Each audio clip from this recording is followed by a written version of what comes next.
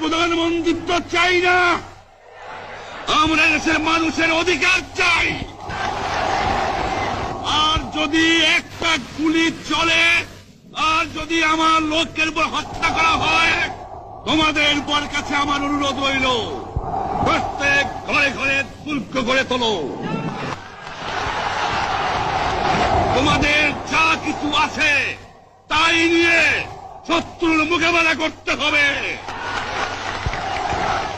এবং জীবনের তরে রাস্তাঘাট যা যা আছে সবকিছু আমি যদি হুকুম দেবার নাও পারি, তোমরা বন্ধ করে দেবে।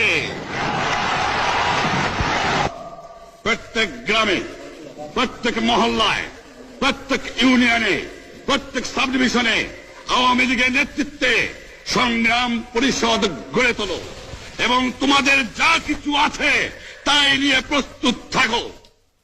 মনে রাখবা, রক্ত যখন দিয়েছি, রক্ত আরো দেব, এদেশের মানুষকে মুক্ত করে ছাড়বো ইনশাআল্লাহ।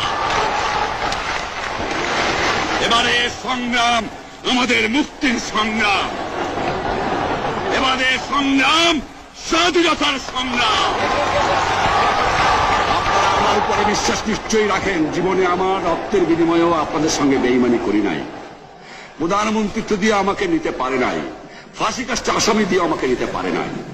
যে রক্ত দিয়ে আপনারা আমার একদিন জেলের থেকে বার করে নিয়ে এসেছিলেন, এই রেসকোর্স ময়দানে আমি বলেছিলাম আমার রক্ত দিয়ে আমি রক্তের ঋণ শোধ করবো, মনে আছে?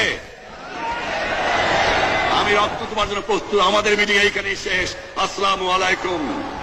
জয় বাংলা। বাঙালি অস্ত্র ধরো।